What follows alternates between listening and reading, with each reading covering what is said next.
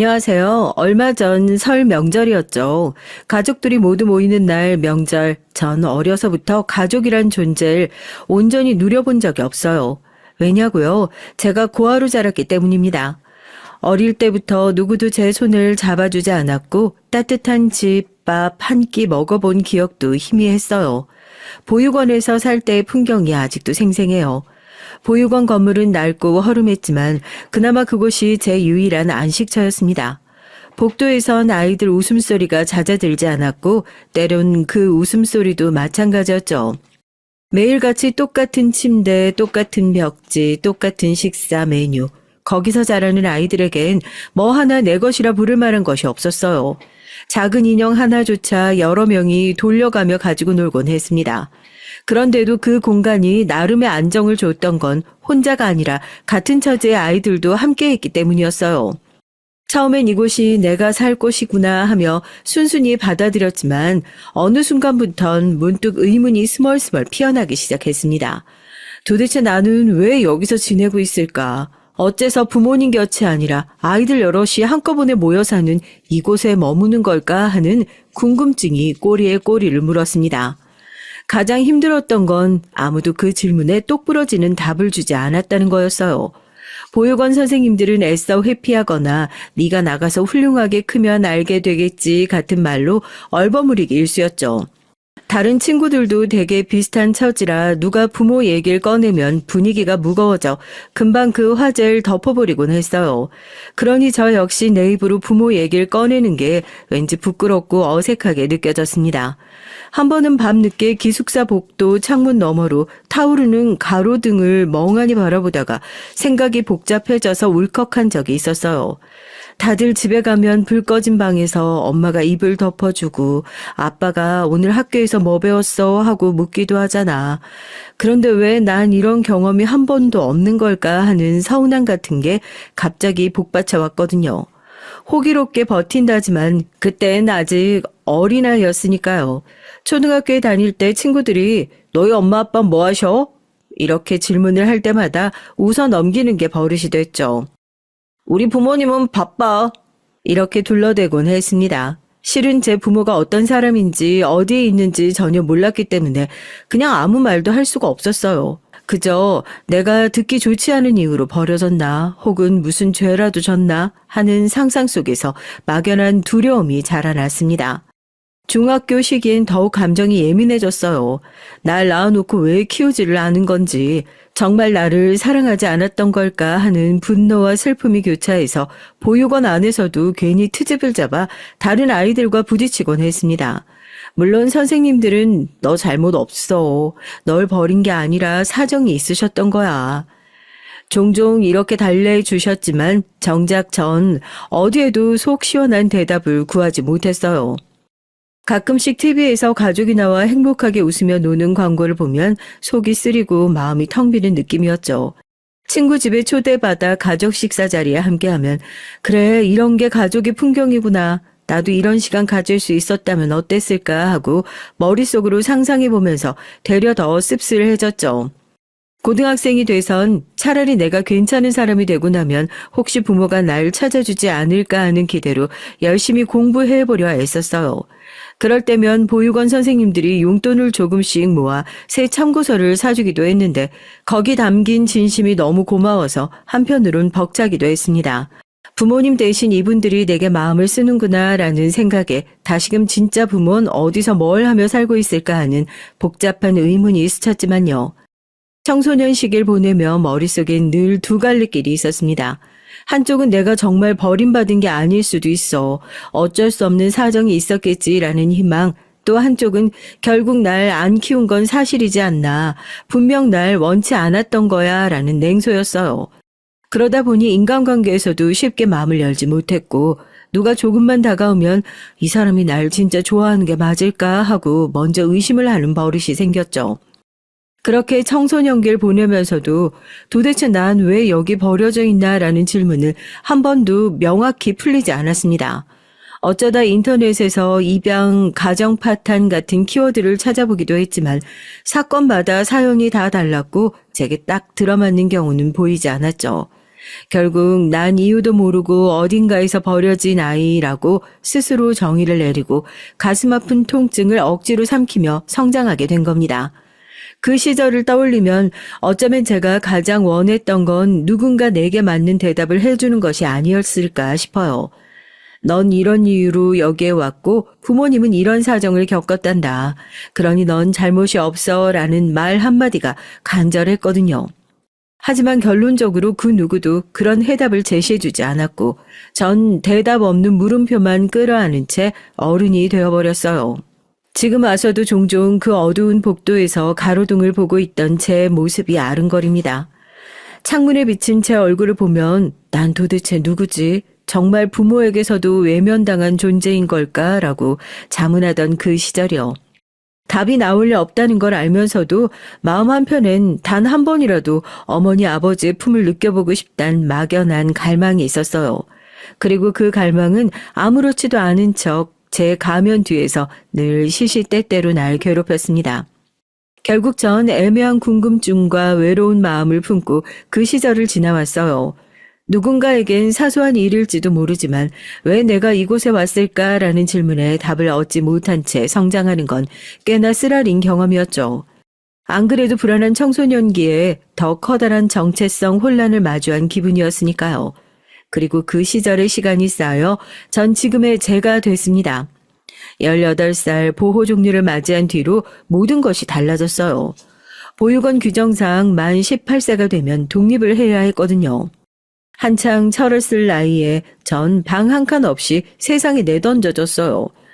정말 이제 아무런 준비가 되어 있지 않았죠. 보육원 측에서 어느 정도 취업이나 자립지원 정보를 주긴 했지만 늘 부족했고 그나마도 경쟁이 치열했습니다. 저처럼 막막한 아이들이 많았으니까요. 처음 밖으로 나와 혼자 살아보는 건 상상 이상으로 힘들었어요. 살 집부터 문제였죠. 보증금이 없는 고시원 방이라도 구하려면 최소한의 돈이 필요한데 저한텐 그런 여유도 없었어요. 그래서 전 처음엔 거리에서 노숙을 하거나 보육원 시절에 친하게 지냈던 친구들 자취방에서 며칠씩 신세를 지기도 했습니다. 하지만 그것도 오래 갈 수는 없었어요. 남들도 사정이 어렵고 저 하나 더 데려다 놓으면 방이 비좁으니까요. 결국 제게 남은 선택지는 일단 아무 일이라도 해서 돈을 벌자였습니다. 그래서 아침부터 일용직 인력시장으로 뛰어들었죠. 달아빠진 운동화를 신고 새벽녘 푸른 어스름이 사라지기도 전에 줄을 서 있었어요. 줄 서 있는 사람들의 표정을 보면 죄다 같은 궁지에 몰린 얼굴들이었죠. 서류며 절차는 없어요. 그냥 그날 운 좋게 일이 잡히면 가는 겁니다. 어떤 날은 잔뜩 기대했다가 오늘 일 없어 라는 말에 맥없이 돌아서야 했고 어떤 날은 작은 아르바이트라도 걸리면 그걸로 감사하며 겨우 하루 벌어 하루 먹는 식이었어요. 그러다 어느 날 운 좋게 건설 현장 막노동 자리라도 하나 맡게 되면 전 정말 죽어라 열심히 일했습니다. 그게 제가 먹고 살 유일한 방편이었으니까요. 한여름 땡볕에 온몸은 땀으로 범벅이 되고 허리와 어깨가 끊어질 듯 아파도 참고 견뎠어요. 시멘트 포대를 날라야 하는 날이면 허리가 끊어지는 줄 알면서도 이를 악물고 들어올렸고 철근이며 각종 자재를 운반해야 하는 날엔 손에 물집이 잡혀 피가 맺히도록 했어요. 그렇게 한 푼 두 푼 받아 모은 돈이 제겐 전부였습니다. 그마저 없으면 전 당장 굶을 수밖에 없었으니까요. 현장에서 함께 일하던 형님들, 아저씨들은 저를 나름 귀여워해 주셨어요. 이 녀석 어린데도 야무지게 일을 잘하네 하고 웃으며 컵라면 하나라도 더 챙겨주시곤 했죠. 사실 그 작은 호의들이 제겐 큰 힘이 됐습니다. 밥벌이가 불안정해도 현장 인부들 간의 의리는 진짜였어요. 누가 다치면 서로 도와주고 식사 시간에 허허실실 농담도 주고받았죠. 그런 소소한 순간들이 오히려 제가 어딘가에 속해 있다는 느낌을 줬습니다. 보육원을 나온 뒤로 제대로 된 소속감을 느껴본 적이 없었거든요. 그러나 그렇다고 해서 제가 매일 노동 현장에서 느끼는 고됨이 사라지는 건 아니었습니다. 출근 전날엔 제대로 잠들지도 못했고요. 혹여나 내일 아침 늦잠이라도 자면 일자리가 날아갈까봐 새벽 3, 4시쯤엔 일어나서 준비를 했어요. 그리고 날이 밝자마자 허겁지겁 현장으로 달려가서 오늘도 불러주십시오라고 외쳐야 했죠. 그러지 않으면 다른 사람에겐 기회가 넘어갔고 전 돈을 벌 수 없었으니까요. 난 왜 이럴 수밖에 없지? 자책이 들 때도 많았습니다.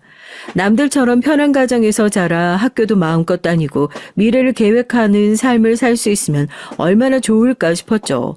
그런데 한편으론 부모를 원망해 본들 소용이 없단 걸 알고 있었어요. 제겐 애초에 부모가 없다고 믿었으니까요. 없으면 찾아봐야 뭐해. 어떻게든 혼자 살아야지. 이런 식으로 스스로를 합리화해 버렸습니다. 하지만 속마음 깊숙한 곳에선 한 번쯤 진짜 가족을 만나고 싶다는 갈망이 사무치기도 했어요.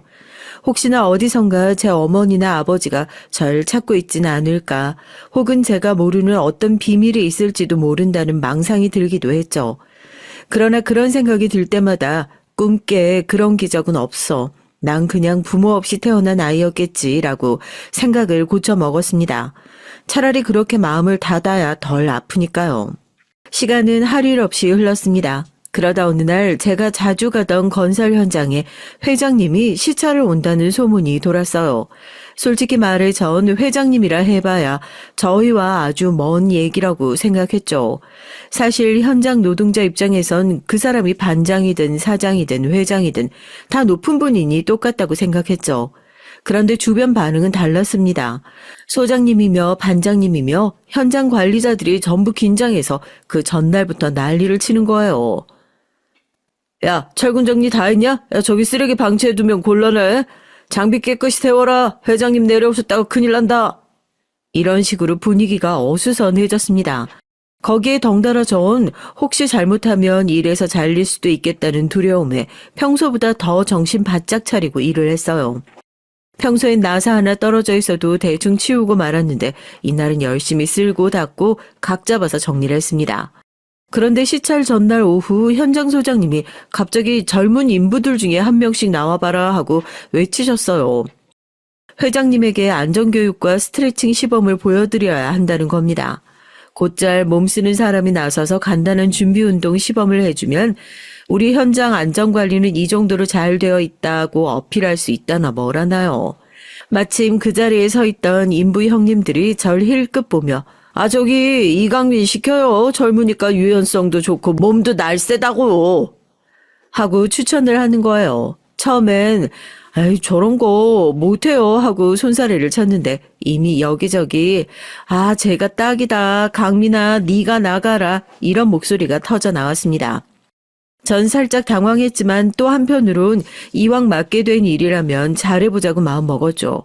소장님도 강민이 딱 5분이면 끝나. 그냥 평소처럼 스트레칭만 해주면 돼 라며 등을 떠밀었습니다. 그렇게 갑작스럽게 제가 현장 전 직원 앞에서 준비운동 시범을 보이게 된 거예요. 드디어 D-Day 아침부터 건설 현장 입구에 고급 세단들이 길게 늘어섰고 정장 차림의 임원들과 비서들이 우르르 내리더라고요. 곧이어 중년 신사 한 분이 차에서 내렸는데 반장님이 달려가 허리를 직각으로 숙이며 회장님 안녕하십니까 하고 외치더라고요. 현장에 있는 모든 사람들이 일손을 멈추고 그분을 쳐다봤죠. 저도 그 틈에 고개를 들었는데 솔직히 어디서 한 번도 본 적 없는 오호랄까요? 딱 봐도 굉장히 강인해 보이고 권위가 넘치는 분이었습니다. 회장님은 사뭇 진지한 표정으로 현장을 둘러보는 것 같았죠. 비서들과 관리자들이 줄줄이 뒤따르며 이 공사는 현재 어떤 상황이고 언제 완공이며 같은 설명을 늘어놓는 모습이 보였습니다. 회장님이 한쪽에 서서 소장님의 브리핑을 듣는 동안 전 새로 받은 번쩍이는 안전화 끈을 조이며 긴장을 하고 있었죠. 그래 뭐 준비운동 몇 가지쯤이야. 늘 하던 대로 하면 되지. 스스로를 다독이면서요. 드디어 제 차례가 되자 소장님이 멋쩍게 웃으며 회장님께 설명을 했습니다. 저희 현장은 매일 아침 준비운동과 안전교육을 철저히 하고 있습니다. 오늘은 젊은 친구가 시범을 보일 거예요. 이강민 군. 빽빽하게 둘러선 인부들 앞에 서는 것도 부담스러운데 회장님과 비서들까지 촬영하듯 제 쪽을 빤히 쳐다보니 속이 울렁거렸어요. 그런데 형님들이 뒤에서 강민아 화이팅 하고 흙 묻은 장갑을 흔들어 주길래 용기를 내서 예 안녕하십니까 하고 허리를 굽혔죠. 자 목을 옆으로 천천히 돌리시고 하면서 시범을 보이니 뒤에서 다른 인부들도 따라 하더라고요. 회장님이 지켜보는 탓인지 분위기가 약간 경직되긴 했지만 전 긴장 속에서도 열심히 스트레칭 시범을 이어갔습니다. 팔 돌리기, 허리 굴리기, 무릎 굽혔다 펴기. 평소엔 아무렇지도 않게 몸 푸는 동작이 그날은 땀으로 범벅이 될 만큼 신경이 쓰였어요. 그렇게 일련의 동작을 마친 뒤 마무리로 크게 숨을 들이쉬었다가 내쉬며 우렁차게 안전하게 작업합시다 하고 외쳤더니 주위에서 작은 박수가 터져 나왔죠. 형님들 몇몇은 멋지다 이강민 하고 엄지손가락을 치켜 세워줬고요. 회장님도 고개를 끄덕이며 젊은 친구가 아주 목소리가 씩씩하네 라며 만족해 하셨습니다. 그런데 그분의 비서 중 한 사람이 잔뜩 경직된 표정으로 이쪽을 빤히 쳐다보더군요. 순간 내가 뭘 잘못했나? 왜 날 쳐다보지 싶었어요. 전 고개를 획 돌리며 시선을 피했죠. 하지만 이미 늦었는지 비선 급히 회장님께 다가가 귓속말을 하더니 회장님이 눈을 동그랗게 뜨고 제 쪽을 향해 고개를 돌리는 겁니다. 제 심장은 벌써 쿵쿵쿵 뛰고 있었어요. 혹시 작업복이 더럽다고 뭐라고 하시는 건가? 아니면 스트레칭이 순서가 틀려서 혼을 내시려는 건가? 온갖 생각이 다 들었죠. 그런데 갑자기 주변 사람들이 다 피하며 길을 만들어주더니 회장님이 절 향해서 똑바로 걸어오시는 거예요. 그리고 회장님이 제 앞에 서서 정말 말도 안 되는 표정으로 절 뚫어져라 바라보셨습니다. 자네. 그분의 한마디에 제 몸은 굳어버렸죠. 이게 무슨 상황인가 머리는 새하얗게 변했고요. 전 우물쭈물 아무 말도 못하고 땀만 삐질삐질 흘렸습니다. 그런데 회장님이 떨리는 목소리로 말씀하셨어요. 어떻게 우리 아들이랑 이렇게 똑같이 생겼지? 아들? 이게 무슨 소리야? 전 완전히 얼이 빠진 채로 회장님을 쳐다봤어요. 아드님이라니 회장님 본인의 아들? 나랑 닮았다고? 전 농담 같은 얘기에 어안이 벙벙했죠. 하지만 주변 인부들은 이미 그 말에 술렁거리기 시작했습니다. 야, 저 친구가 회장님 아들이랑 똑같이 생겼다는데 진짜야? 그런가? 그러고 보니 회장님이랑 닮은 것 같기도 하고. 수근수근 거리는 소리가 들렸지만 전 회장님 얼굴을 들여다볼 정신이 없었어요. 이건 또 무슨 터무니없는 상황이지 하는 생각에 멍하니 서 있기만 했었죠. 회장님 옆에 서 있던 비서가 저에게 다가와 몹시 조심스러운 목소리로 묻기 시작했습니다. 저 실례지만 성함이 어떻게 되세요? 나이는 가족관계나 신상정보를 알 수 있을까요? 전 이미 당황이 극에 달해서 간신히 말할 수가 있었어요. 전 이강민이라고 합니다. 올해 22살이고요. 가족관계요? 부모님은 없어요. 전 고아입니다. 보육원에서 자랐고요. 제 얘기를 들은 비선 눈이 커지면서 곧바로 회장님과 다시 한번 귓속말을 나눴어요.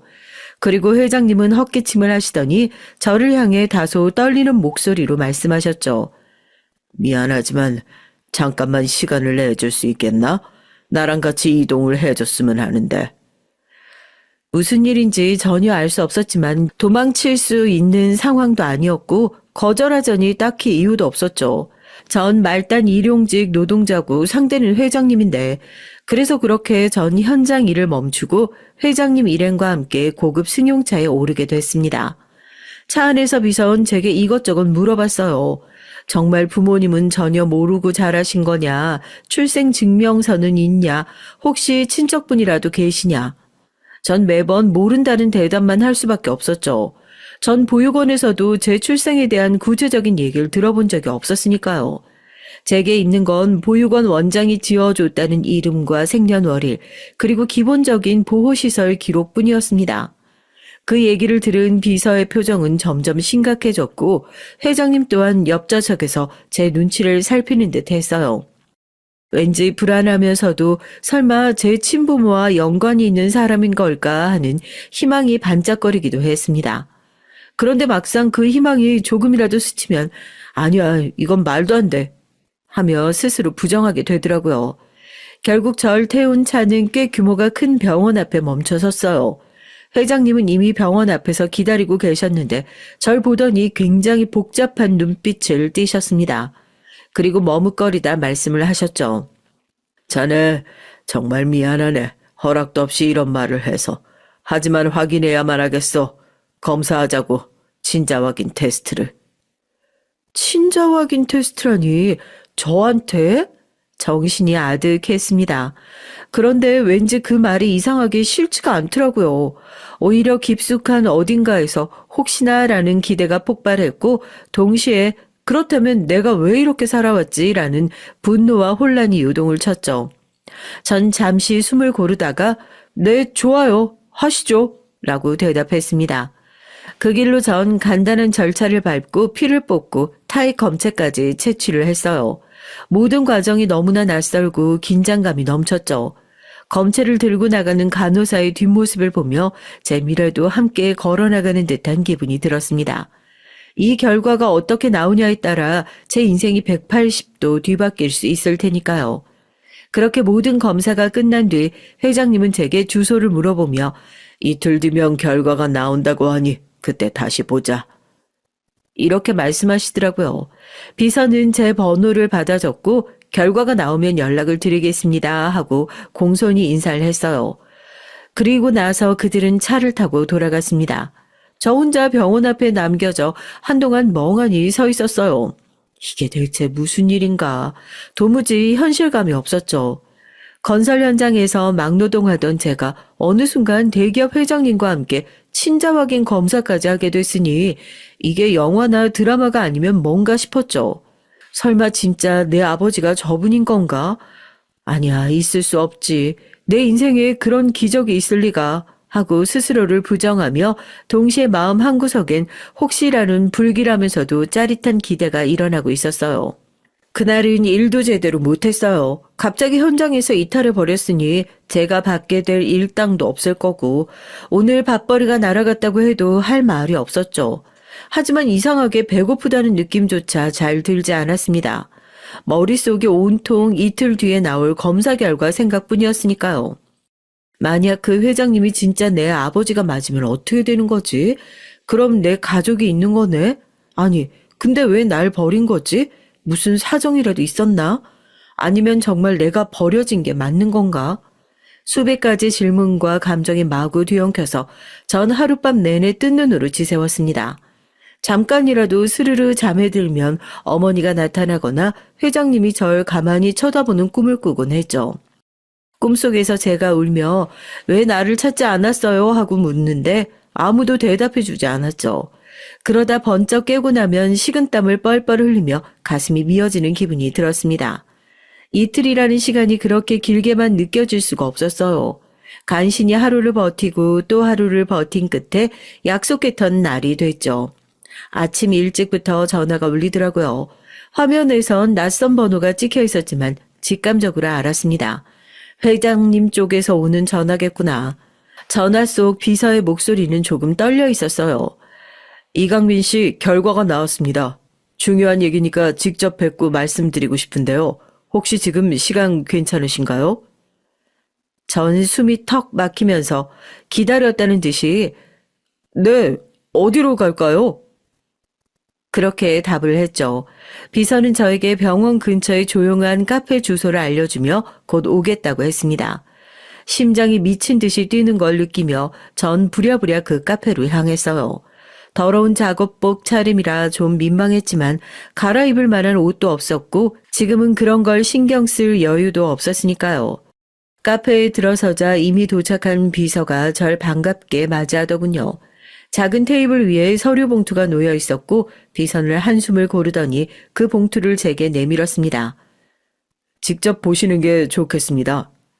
그 순간 제 손은 덜덜 떨렸어요. 저도 모르게 봉투를 잡고서 봉투의 입구를 천천히 뜯었죠. 안엔 A4 한 장짜리 검사 결과지가 들어있었습니다. 친자 일치율 99.999%. 이 짧은 문장을 본 순간 제 시야가 순간적으로 뿌옇게 흐려졌어요. 전혀 모르는 남처럼 보였던 그 회장님이 제 친아버지가 맞다는 뜻이잖아요. 전 숨이 막혀서 목 울때가 뜨거워졌습니다. 금방이라도 눈물이 터져 나올 것 같았죠. 이게 진짜 그렇다면 그분이 제 아버지... 제 목소리는 떨리고 있었고 비소는 조심스럽게 제 팔을 붙잡으며 말했습니다. 네, 회장님께서도 이 사실을 확인하고 크게 놀라셨어요. 이강민 씨께 정말 드릴 말씀이 많으시다고. 지금 바로 찾아뵈도 될까요? 전 그저 멍하니 고개만 끄덕였어요. 머릿속은 이미 온갖 감정으로 난장판이었지만 그 중에서도 가장 크게 자리 잡은 건 분노와 그리움의 뒤섞임이었어요. 어떻게 지금까지 날 몰랐지? 나를 왜 여기까지 내버려 둔 거지? 정말 무슨 사정이 있긴 했을까? 이런 생각들이 폭풍처럼 휘몰아쳤습니다. 하지만 한편으론 나한테도 부모가 있었고 그분이 절 찾고 있던 걸까 하는 말로 표현하기 어려운 안도감과 위안도 살짝 느껴졌어요. 전 그렇게 도무지 정리가 되지 않는 감정을 안고 다시 한번 그 고급 승용차에 올랐습니다. 이 모든 일이 꿈만 같았죠. 보육원 출신의 건설 현장에서 막노동으로 겨우 살아가던 제가 어느 날 갑자기 회장님의 아들일지도 모른다는 얘기를 듣고 실제로 친자 확인 검사까지 받고 친자라는 검사 결과까지 나온 상황이라뇨. 그런데 그게 제 현실이었습니다. 차 안에서 앞으로 전 회장님 앞에서 어떤 얘기를 듣게 될지, 왜 제게 이런 기가 막힌 운명이 찾아온 건지, 그리고 제 쌍둥이 형은 대체 어떤 삶을 살고 있을지 같은 생각들로 머리가 터질 것 같았어요. 그가 누리는 부와 명예는 똑같은 얼굴을 하고도 제가 누리지 못했던 것들이라면 난 그를 부러워해야 할까? 아니면 이제부터 함께 나눌 수 있는 걸까? 같은 답을 내릴 수 없는 질문들로 내내 절 괴롭혔습니다. 온갖 의문과 혼란을 아는 채 전 회장님이 계신 곳으로 향했어요. 회장님이 계신 빌딩으로 들어가면서 전 심장이 쿵쾅거려 참을 수가 없었습니다. 정말 이 건물의 가장 높은 분이 내 아버지란 사실이 맞는 걸까? 그렇다면 왜 이제 나타나신 거지? 두려움과 기대가 교차를 하며 머릿속을 어지럽혔죠. 동시에 가족이라는 단어를 떠올릴 때 생기는 낯선 감정도 절 더욱 떨리게 했습니다. 회장님 사무실에 도착하자 전 화려한 인테리어보다 회장님이 제게 보여주는 표정에 먼저 시선이 갔어요. 그분의 눈빛은 무척 간절했고 또 죄책감 어린 슬픔이 묻어나더군요. 네 이름은 원래 그게 아니었지만 강민이라고 부르면 되겠니?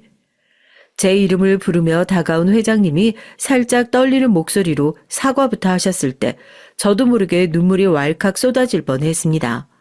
어릴 적부터 그토록 갈망했던 부모의 목소리였으니까요. 하지만 여러 가지 묻고 싶은 게 너무 많았습니다. 정말 제게 어머니 아버지가 있었나요? 그럼 왜 저를 보육원에 내버려 뒀어요? 대체 왜 이제... 떨리는 목소리로 겨우 쏟아낸 제 질문에 회장님은 짧게 한숨을 쉬며 설명을 시작하셨습니다. 회장님, 그러니까 저희 친아버지께서 꺼내놓은 과거는 제게 너무나 아프게 다가왔어요. 어머니와 아버진 한때는 진심으로 서로를 사랑했지만 모종의 이유로 어쩔 수 없이 이혼을 하게 됐다는 얘기였습니다. 전 그저 막연히 부모가 없다고만 생각했는데 알고 보니 둘 사이엔 처절한 결별의 순간이 있었고 그로 인해 제 운명까지 송두리째 흔들려 버린 것이었죠. 그분 말씀에 따르면 어머니는 원래부터 마음이 따뜻하고 배려심 많은 분이었대요. 두 분은 알콩달콩 사랑을 키워가며 결혼 후에 저와 제 쌍둥이 형을 낳았고요. 서로 진심으로 사랑했던 분들이지만 그런 그들이 헤어지게 된 가장 큰 이유는 시댁 내에서 연애 때부터 이어져 온 강력한 반대와 압박 때문이었습니다. 아버지는 대기업 총수 가문의 외아들이었고 그 가문이 지닌 막강한 권위와 전통이 두 분의 결혼 생활을 끝까지 인정하지 않았던 거죠. 사실 처음부터 어머니와 아버지는 배경이 너무 달랐습니다. 어머니는 경제적, 사회적 지위가 낮은 평범한 가정에서 자랐고 아버지는 재벌로 불릴 만큼 유서 깊은 부잣집 장남이었으니까요. 두 분의 사랑과 별개로 현실적인 양가의 차이가 너무 컸기에 결혼 과정에서부터 갈등이 심했습니다. 특히 아버지 부모님, 즉 할아버지 할머니 뻘 되시는 분들이 어머니를 못마땅하게 여기셨죠. 결국 결혼 후에도 그 갈등은 계속됐습니다. 어머니를 향한 아버지 집안의 곱지 않은 시선, 가문의 일말의 득도 되지 않는다는 식의 비난, 재산 문제가 얽힌 끊임없는 다툼이 두 분을 극도로 지치게 만들었죠. 그럼에도 불구하고 쌍둥이 아이들이 생기자 두 사람은 이 아이들만은 어떻게든 지켜보자는 심정으로 버티고 있었습니다. 하지만 시간이 흐를수록 압박은 더 거세졌어요. 당시 그룹 회장이셨던 저희 친할아버진 아들에게 저 여자와 계속 살면 네게 물려줄 회사 지분과 자산을 몽땅 빼앗겠다고까지 선언을 했습니다. 내부 경영권 싸움으로 이미 복잡해했던 상황에서 아버지가 어머니와 가정을 지키겠다고 버티자 이른바 회장 경영 전쟁의 불씨가 된 거예요. 비즈니스 파트너들은 물론이고 심지어 사촌, 삼촌뻘 되는 친족들까지 가세해서 아버지를 몰아붙였죠. 그러다 결국 어머니가 더 이상 버티지 못하고 아버지와 아이들까지 공경에 처할까봐 두려워진 겁니다. 어머니 입장에선 우리 부부가 계속 함께하면 시아버지와 그들이 모든 것을 빼앗아가고 아이들조차 정상적으로 자라기 힘들어질 것이라 판단을 했던 것 같아요. 아이들에게 주어진 건 지켜주고 싶다는 마음이 가장 컸던 거죠. 아버지 또한 가문의 거센 공격 앞에서 사실상 무기력해졌고 두 분은 고심 끝에 어쩔 수 없이 이혼이라는 극단적 선택을 했습니다. 이혼 과정에서 쌍둥이를 한 명씩 나누어 갖기로 한 것도 당시 아버지 집안에서 어머니에게 우리가 아이들을 모두 데려갈 것이고 모든 권리를 포기하라는 조건을 걸었기 때문이었어요. 아이를 어머니가 데려갈 경우 아버지 측이 법적, 재정적으로 끝까지 괴롭히겠다고 엄포를 놓았던 거죠. 반대로 아버지가 두 아이를 다 데려오겠다는 방법도 어머니로선 내가 4배 아파 낳은 아이들이고 천륜을 끊을 수 없다는 절박함이 컸습니다. 결국 상호 간에 차선적으로 선택된 불행한 타협으로 각자 아이들을 한 명씩 데려가는 것을 선택했던 거예요. 그렇게 법적으로나마 아이를 각자 데려가면 서로 완전히 연을 끊을 수는 없으리라는 계산이었다고 하셨어요. 아버진 이미 가문의 압박은 두 사람이 감당하기 버거운 수준이었고 어머니 역시 더 큰 화를 당할 것을 두려워해 어쩔 수 없이 동의할 수밖에 없었고요. 그리고 마지막으로 집안으로부터 어머니가 다시는 아버지 가문에 관여하지 못한다는 각서까지 요구당했던 겁니다. 결국 이렇게 극단적인 선택이 내려지자 한때 서로를 깊이 사랑했던 두 사람은 미처 정리되지 않은 마음을 품은 채 헤어질 수밖에 없었고요. 그 슬픈 결론이 쌍둥이가 갈라서는 계기가 됐고 어머니는 아이 하나만 아는 채 사라졌으며 아버지 역시 형제 중 한 아이만 곁에 두고 살게 된 거예요. 모든 재산과 기반을 잃은 어머니가 당장 절 돌볼 여건이 되지 않았던 데다 아버지 쪽 가문에서 사람을 풀어 행방을 찾고 있다는 소문이 돌아서 어머니는 한동안 숨어 지내야만 했고요. 겨우 구한 일자리도 불안정했고 집 없이 여기저기를 떠돌아야 하는 처지였습니다. 이런 상황에서 어머니는 절 안전한 곳에 맡기고 기회를 잡아 생활 기반을 마련하리라 마음먹었죠. 그래서 믿을 수 있는 어머니의 사촌 언니에게 절 잠시 부탁했다고 합니다. 조금만 기다리면 내가 일도 구하고 거처도 마련해서 다시 데리러 오겠다고 눈물로 호소하면서요. 어머니는 아버지에게 주기적으로 몰래 편지를 보내면서 자신의 소식을 알렸다고 해요. 휴대전화 같은 것도 활성화되지 않은 시기였고 도청당할 위험도 있어서 정해진 장소에 편지를 보내 교환하는 식으로 애틋한 사랑을 이어갔다고 합니다. 그렇게 힘들게 사시면서도 저와 함께 살고 싶다는 희망만으로 버티고 살던 어머니가 갑작스러운 교통사고를 당해 중상을 입게 됐어요. 밤늦게 야근을 마치고 귀가하던 길이었다고 합니다. 병원으로 긴급 이송되었지만 혼수 상태에 빠지고 말았고 신분증도 파손되어 병원 측에서 보호자 정보를 바로 확인할 수 없었던 겁니다.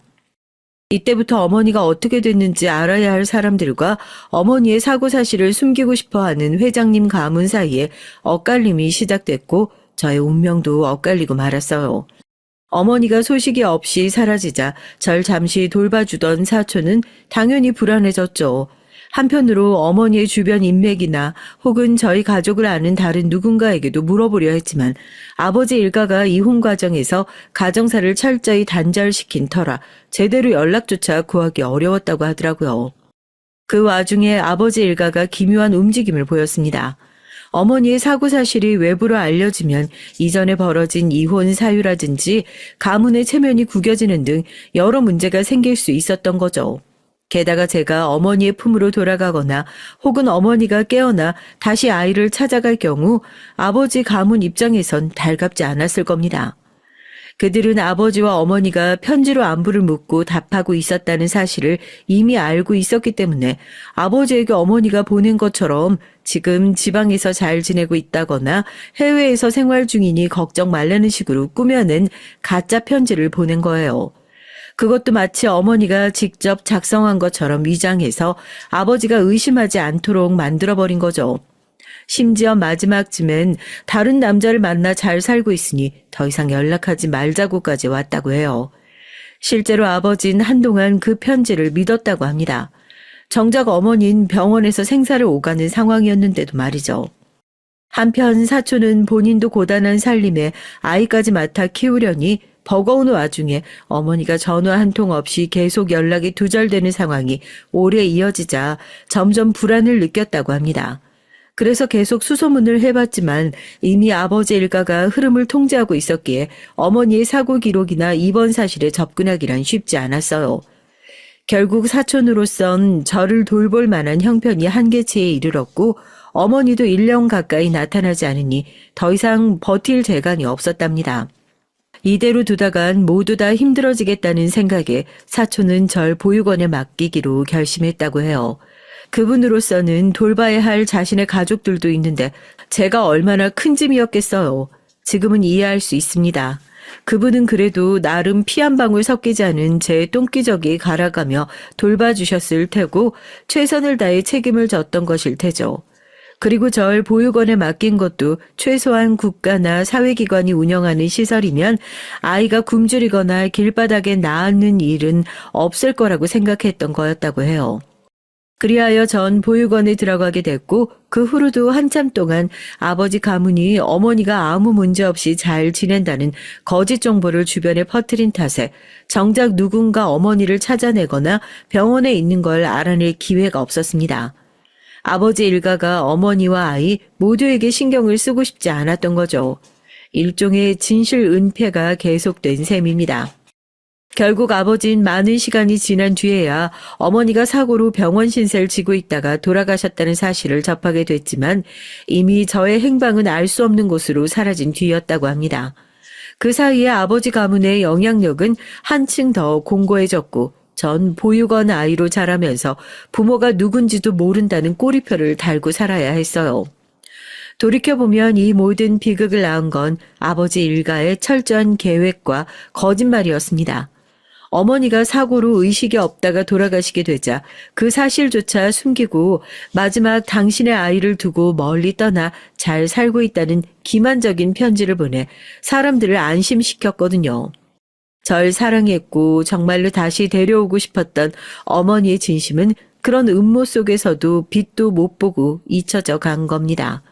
이 사실을 알게 되고 나니 어머니가 겪었을 고통과 절망이 얼마나 컸을지 가늠조차 할 수 없게 됐어요. 저 또한 어머니가 나를 버렸나 보다라는 오해 속에서 긴 세월을 보냈지만 실상은 전혀 달랐던 셈이죠. 회장님 일가가 모종의 이유로 어머니를 쉴 새 없이 압박하고 심지어 사고 후엔 정보까지 봉인해버렸으니까요. 그렇게 모든 게 은폐된 채 전 보육원에서 자라게 되고 어머니와 생이별할 수밖에 없었습니다. 그리고 그 끔찍한 실상은 너무나 오랜 시간이 지나서야 비로소 밝혀지게 됐어요. 아버진 자신이 회장이 된 이후 오랫동안 어머니와 저희 뒷조사를 했다고 합니다. 그러나 어머니의 사망 시기도 잘못 알고 있었고 절 보육원에 맡긴 사촌도 외국으로 나가신 지 오래되어 최근에서야 대부분의 사실을 알게 되었다고 해요. 절 보육원에 맡겼다는 것도 너무 오래되고 심지어 입소하면서 이름도 바뀌는 바람에 기록도 남아있지 않아서 사실상 포기하고 있었다고 합니다. 모든 상황을 이렇게까지 어렵게 만든 장본인들인 아버지의 부모님은 모두 돌아가셨고 원망할 사람도 없이 아버지 혼자 외로운 싸움을 하고 계셨던 거예요. 네 어머니도 정말 괴로웠을 거야. 모든 걸 버리고 나가서 외롭게 혼자 세상을 떠나게 되셨으니까. 우리 둘 중 누구도 원하는 결말이 아니었지. 그런데 결국 그렇게 되고 말았어. 아버진 울컥 목이 메인 채로 한참을 말을 잇지 못하셨습니다. 저도 그녀가 어떤 심정으로 세상을 떠났을지, 그나마 하나 겨우 데리고 온 아들을 영영 보지 못하는 상황이 되었을 때 어떤 마음이었을지를 상상하니 마음이 찢어지는 기분이었어요. 상상해볼수록 가슴이 미어진단 말이 그런 걸 두고 하는 표현인가 싶었습니다. 아무리 누군가를 원망해봐야 사실 한 번만이라도 어머니 품에 안겨 따스한 체온을 느껴보고 싶다는 갈망이 밀려올 뿐이었죠. 이혼 이후로 완전히 갈라서야 했던 아버지와 어머니, 두 사람의 어긋난 사랑, 그리고 그 사이에서 뿔뿔이 흩어진 쌍둥이 형제, 모두에게 그 시절은 영원히 지워지지 않을 아픈 상처가 돼버렸죠. 어디서부터 잘못된 거지?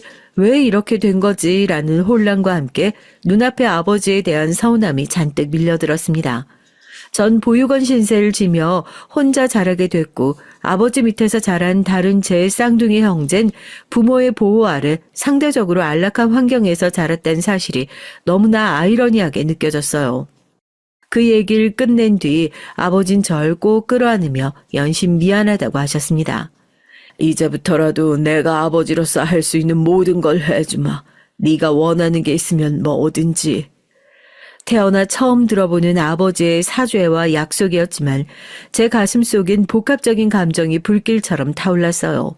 서러움, 그리움, 분노, 그리고 안도. 한동안 전 울면서도 동시에 마음이 헛헛한 기분이었습니다. 그날 저녁 아버진 절 식사 자리에 데려가셨어요. 네 형을 소개해주고 싶다. 제 쌍둥이 형이라니 어떤 사람일까 궁금해져서 따라갔죠. 고급스러운 레스토랑의 프라이빗 룸에 들어가자 이미 도착해 있던 형이 문 앞에서 저를 보며 멈춰 섰습니다. 저 역시 그 얼굴을 보는 순간 숨이 턱 막혔어요. 차림새는 달랐지만 정말 거울을 보는 것 같았거든요. 똑같은 이목구비, 비슷한 체격, 말투까지 닮아 있을 줄은 상상도 못했습니다. 너 정말 내 동생이구나. 형은 절 껴안고 울컥한 목소리로 연신 미안하다고 했어요. 그동안 몰랐어. 네가 어디서 어떻게 살았는지. 그 말에 괜히 억울함도 함께 밀려왔습니다. 내가 이렇게 고생하는 동안 이 사람은 좋은 환경에서 따뜻한 부모 밑에서 살았겠지. 그런데도 형이 진심으로 사과하고 제 고생을 헤아리려고 애쓰는 모습에서 미움을 키우기가 쉽지 않았어요. 거기엔 분명 혈육으로서의 묘한 끌림이 있었거든요. 아버지와 형 그리고 제가 함께 식사하며 쏟아낸 얘긴 끝이 없었습니다. 전 보육원 시절부터 막노동판 생활까지 오직 제 손으로 버티며 살아온 얘기를 솔직하게 털어놨고 형은 부유한 환경에서 유학까지 다녀온 경험을 나눴어요. 같은 얼굴과 체격을 가졌지만 형의 반듯하고 자신만만한 태도가 저와는 완전히 다른 느낌이 풍겼습니다. 그에 반해 전 거친 피부와 남루한 옷차림이 제가 지나온 험한 시간을 대변하는 것 같았죠. 어떻게 보면 둘의 인생이 완전히 달랐지만 똑같은 얼굴에 같은 피를 나눈 존재라는 게 신기했어요. 대화 중간중간에 같은 버릇을 발견해낼 때마다 우린 기막혀하며 웃기도 했습니다. 긴 세월 동안 전혀 교류가 없었는데도 재회하고 보니까 놀랍게도 비슷한 습관과 버릇이 드러났죠. 예컨대 둘 다 뭔가 곤란하거나 난처한 상황에 놓이면 대화를 하다가도 무심코 아랫입술을 잘근잘근 씹는 경향이 있었어요.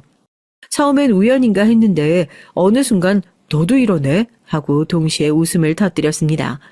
생각이 많아지거나 긴장될 때 별 생각 없이 손가락 마디를 꺾어 뚜둑 소리를 내는 행동을 했어요. 한쪽이 손가락을 꺾기 시작하면 거의 동시에 다른 쪽도 따라서 꺾었고 아버지까지도 쌍둥이는 정말 피할 수 없는 운명이네 라며 웃었죠. 또한 전 심기가 불편할 때 두 눈썹을 V자 모양으로 세우고 약간 콧잔등을 찌푸리는 표정을 짓는데 쌍둥이 형과 각도나 강도가 거의 판박이었습니다. 한쪽이 그러면 다른 쪽도 싱크로율 100%로 똑같은 표정을 지어서 화장실에서 거울 보면 구별이 안 갈 정도였어요. 식사를 마칠 무렵 아버지가 조심스럽게 제게 제안을 하셨습니다. 혹시 네가 일했던 공사 현장으로 함께 가볼 수 있을까? 네 동료들에게 인사도 드리고 싶구나. 솔직히 전 겁이 나기도 했어요. 제겐 눈물과 땀, 배고픔이 서려 있는 막노동 현장이었고 아버지와 형이 보고서 우리는 살았던 세계가 다르다고 선을 그을까봐 걱정이 되더라고요. 그러나 떠올려 보면 제게 진정한 유대감을 느끼게 해준 유일한 사회이기도 했죠. 그 동료들이 없었다면 전 벌써 길바닥에 쓰러졌을지도 모릅니다. 결국 전 마음을 다잡고 그 현장에 아버지와 형을 모시고 가기로 했어요. 며칠 뒤 공사장에 다시 나타난 전 이미 회장님 아들이라는 소문이 돌아서 모두의 이목이 집중되는 게 느껴졌습니다. 절 발견한 소장님과 형님들, 동료들이 우르르 몰려와 야 진짜였어? 네가 정말 그 회장님 아들이야? 하며 믿기지 않는 표정을 지었죠. 그때 아버지가 뒤이어 모습을 드러내셨고 모든 사람은 숨죽인 채 바라봤습니다. 여러분, 제 아들이 여기서 많은 신세를 졌다고 들었습니다. 정말 감사드립니다. 아버지가 허리를 숙여 인사하자 현장에 있던 사람들은 도리어 당황하며 아유, 그런 말씀 마세요.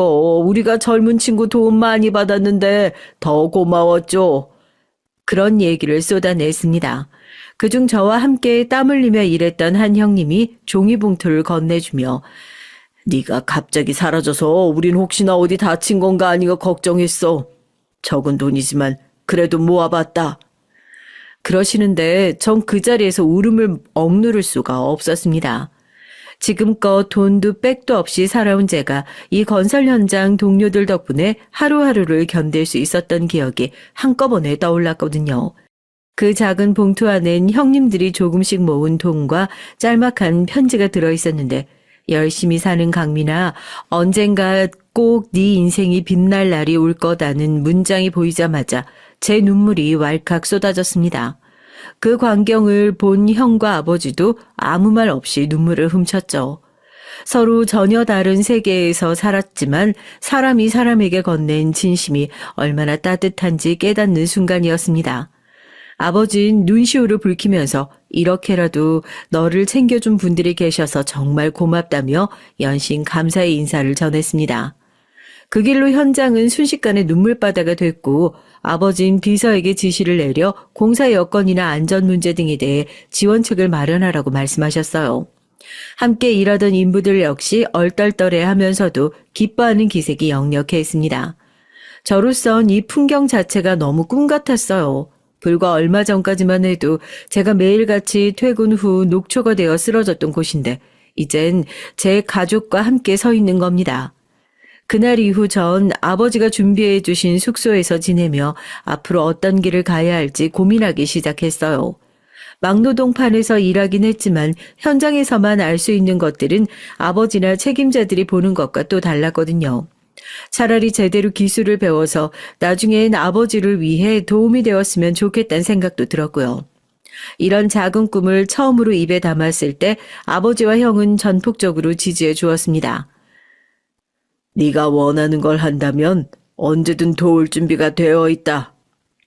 그 말 한마디가 얼마나 큰 위로와 힘이 됐는지 몰라요.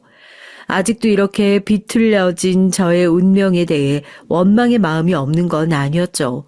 하지만 분명 달라진 게 있다면 이제 전 혼자가 아니라는 사실입니다.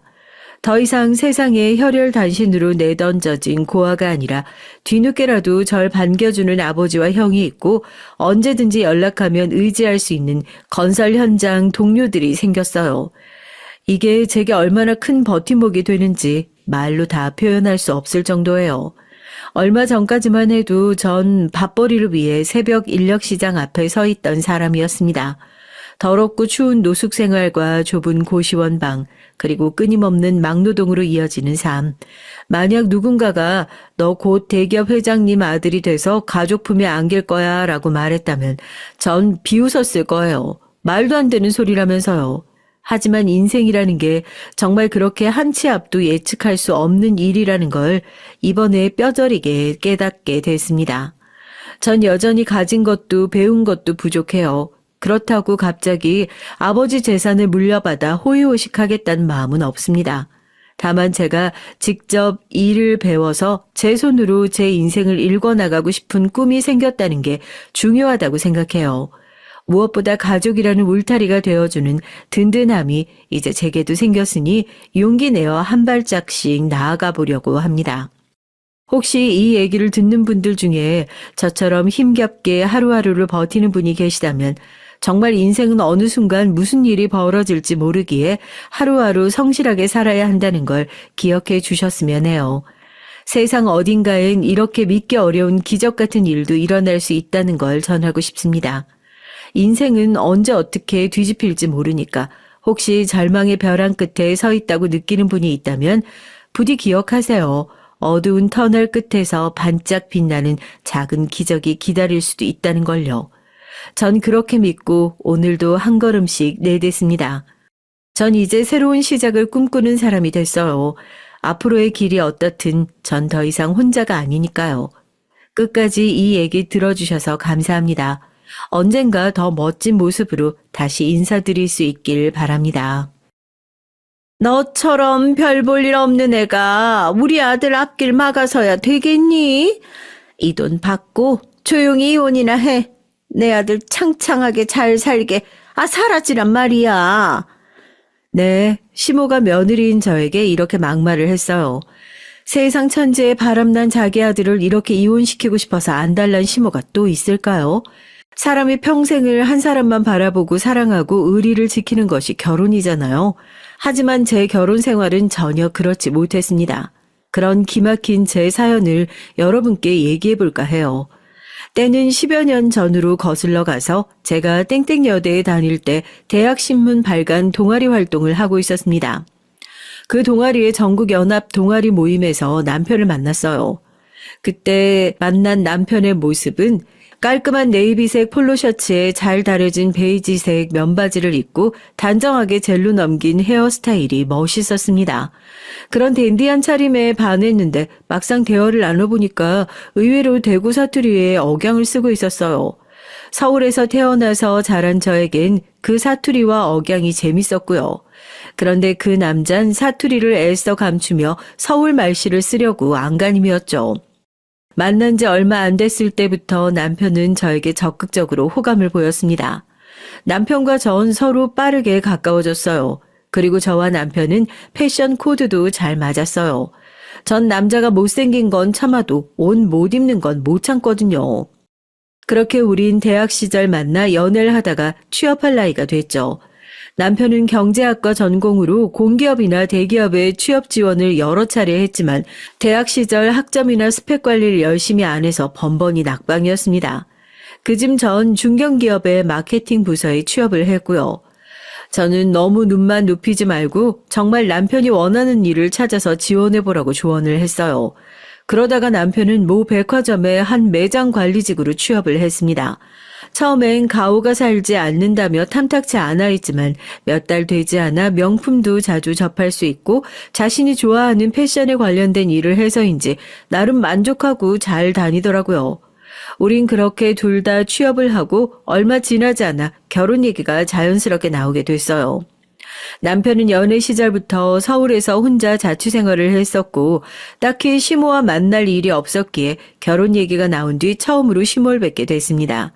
시아버님은 남편이 초등학교에 다닐 적에 돌아가셨다고 했어요. 어머님 혼자서 남편과 그 위로 누나 둘을 키워낸 얘기를 들으며 전 시모가 생활력 강한 존경스러운 분일 거라고 생각을 했죠. 남편의 소개에 따르면 시모는 대구에서 오랫동안 한복집을 하시며 남매를 키워 대학까지 보냈고 누나는 호주에서 결혼을 해서 이민을 가 있었다고 합니다. 이후에도 결혼식 때 외엔 시누이와 만난 적이 거의 없을 정도로 왕래가 거의 없이 지냈죠. 그래서 남편의 본가인 대구에 내려가서 인사를 드릴 분은 오직 시모 한 분뿐이었습니다. 시모에게 인사를 드리기 위해 시모가 정해준 대구의 한정식 집에 남편과 도착해서 기다리고 있었어요. 그때 멀리서 눈에 띄는 한 60대 여성분이 입구에 들어오고 있었죠. TV 드라마 속 부잣집 만화님들이 할 법한 한껏 부풀려 동그랗게 말아 올린 업 스타일의 헤어, 자수무늬가 돋보이는 아이보리색 스커트 정장, 연보라색 스카프와 귀, 목, 팔목, 손가락 어디 한 곳 빠짐없이 보석알이 돋보이도록 세팅된 액세서리를 착용하고 계셨어요. 눈을 살짝 아래로 내리깔고 들어오시는 모양새가 곱고 우아한 인상을 받았습니다. 아, 저렇게 패션에 진심인 어머니 밑에서 남편이 자라서 옷을 잘 입고 신경 썼던 거구나 싶었죠. 하지만 멀리서 자신의 아들과 곧 며느리가 될 저희들이 앉아있는 모습을 이미 봐놓고도 어떤 아는 체 않은 기색이나 인사 없이 도도하게 들어오셔서 속으로 왠지 만만한 분은 아니구나 하며 조금 걱정이 됐습니다. 시모는 자리에 앉은 뒤 식사를 하며 의뢰 상견례에서 나올 법한 질문들을 했어요. 양치는 잘 계시는지, 하시는 일은 뭔지, 형제 관계는 어떻게 되는지 등 예비 시어머님이 물으실 법한 일반적인 얘기가 오갔고 별다른 이상한 낌새는 없었어요. 그런데 식사 막바지에 후식, 과일과 차를 마시며 시모는 전과는 조금 다른 얘기를 꺼내기 시작했습니다. 내가 오랫동안 한복집을 운영하다 보니 차만 교수를 보는 안목이 생겼달까? 내가 꿈꾸던 며느리가 있었지. 그런데 저 애가 자기는 서울에서 나고 자란 오랫동안 연애를 한 아가씨랑 결혼하고 싶다고 졸라대는 통에 두 손 두 발 다 들었지 뭐니? 아가씨, 아니 서연 씨라고 했나? 이상하게 오해하지 말고 들어요. 내가 서연 씨 학교며 직장이며 재산 상황 얘기를 듣다 보니까 이미 내가 생각하던 아가씨는 아니네. 아휴, 근데 이제서 어쩌겠어. 저 애가 선 몇 번 봐도 눈에 안 찬다는데 아가씨만 좋다는데 어쩌겠나 하고 내가 마음을 정해야지. 생각지도 못한 시모의 속 얘기에 전 놀라 자빠질 뻔했습니다. 시모의 얘기를 듣다 보니 시모와 남편은 저의 조건을 이미 계산하고 있었고 그러는 와중에 저 몰래 선도 몇 번 본 모양이었습니다. 당황스럽기도 하고 그렇다고 어른께 딱히 뭐라 드릴 말이 없어서 가만히 듣고만 있었죠. 내가 여기 대구 사람들은 다 알만한 위치에 있어. 우리 손님들도 죄다 우리 대구 유지라니까.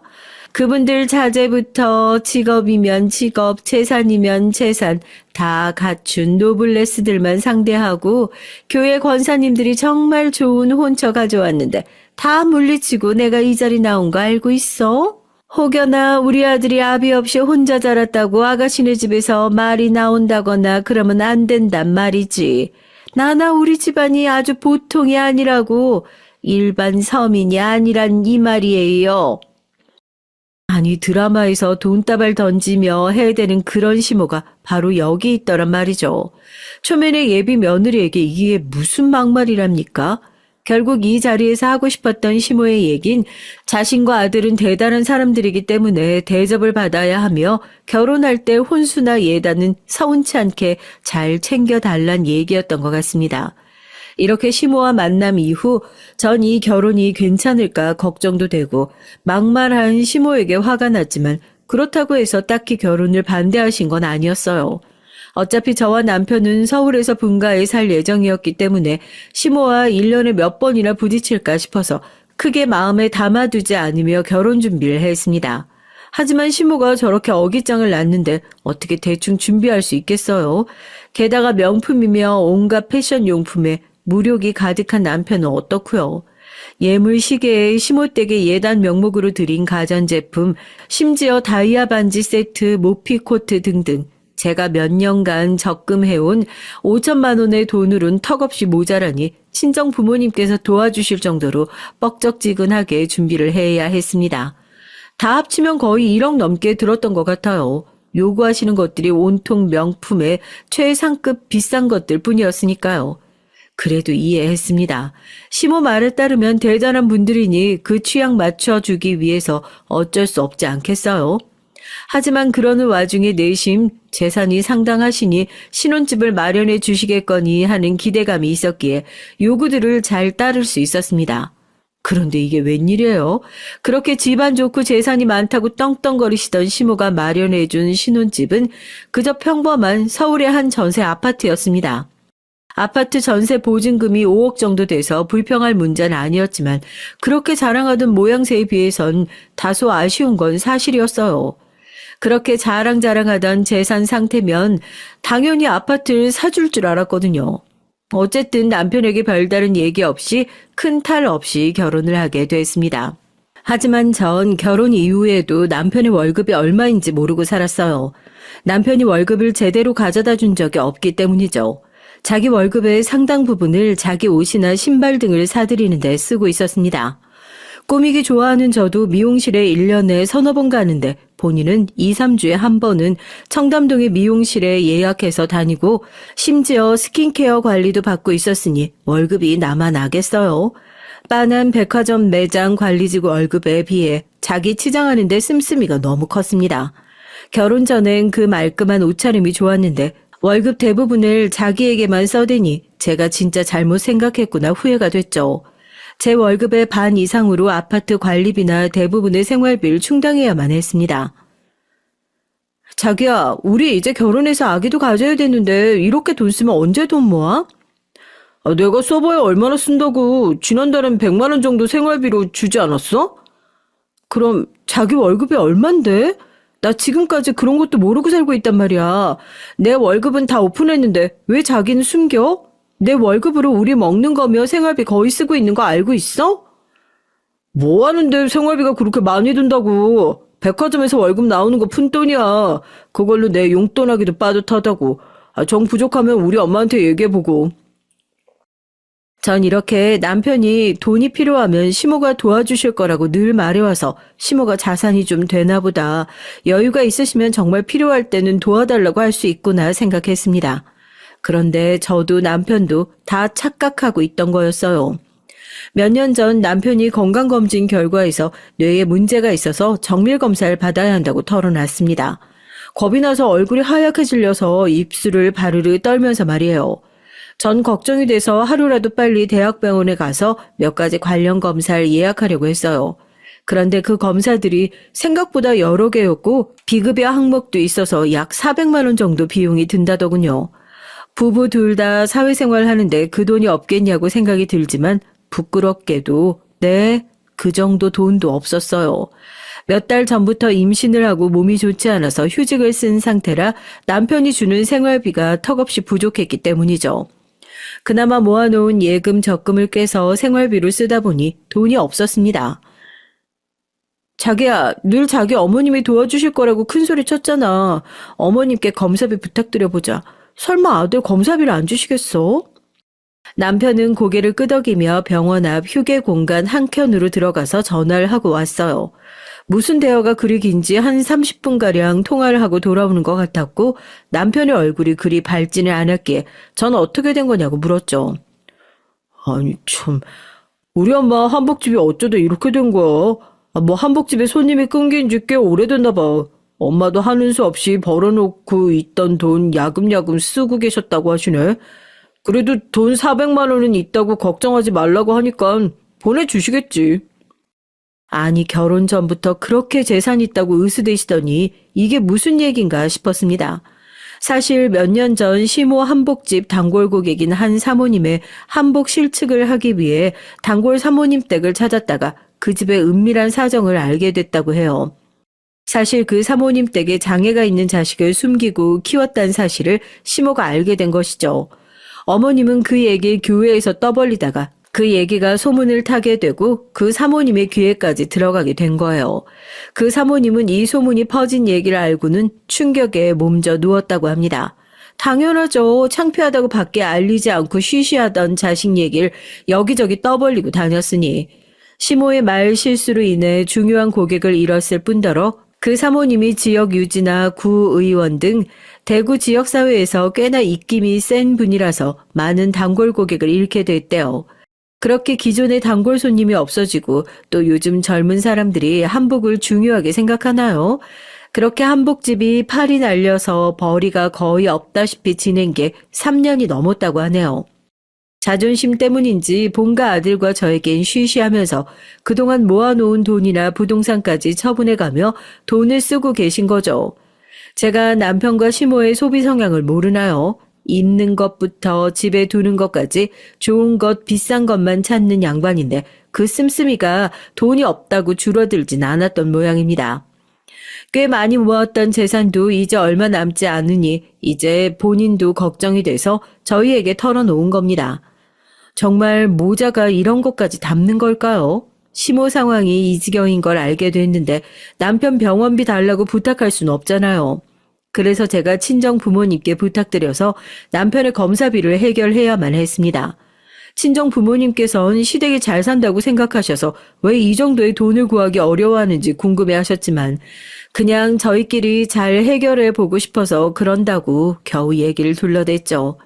다행히 남편의 검사 결과는 이상이 없는 것으로 나와서 안도의 한숨을 지었습니다. 하지만 시모의 경제적 상황을 알게 된 이상 제가 가만히 있을 수는 없었어요. 제가 아프다고 남편 혼자 벌어선 태어날 아기를 위해서도 못할 짓이라고 생각해서 휴직을 서둘러 마무리 짓고 회사에 복직을 했습니다. 임신하고서 아픈 몸으로 회사 다니는 것보다 저를 더 괴롭혔던 건 여전히 돈을 낭비하고 오히려 제가 회사에 가니까 골프까지 배우겠다고 나서는 남편이었어요. 아이를 위해 저축도 해야 하고 돈을 아껴야 한다고 말하는 저를 늘 쪼잔하게 잔소리를 하는 여편네 취급을 하며 자기 좋을 대로 여전히 돈을 쓰고 다니는 거 있죠. 참다 못한 전 시모에게 전화를 걸어 처음으로 하소연이라는 걸 했습니다.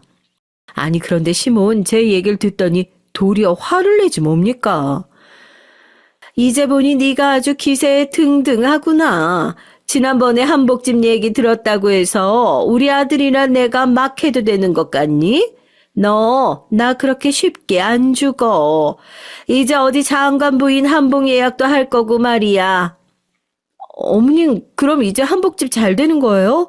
그럼 그이가 생활비 한 푼 안 가져다 주는 달도 있는데 그런 달만이라도 좀 도와주실 수 있을까요?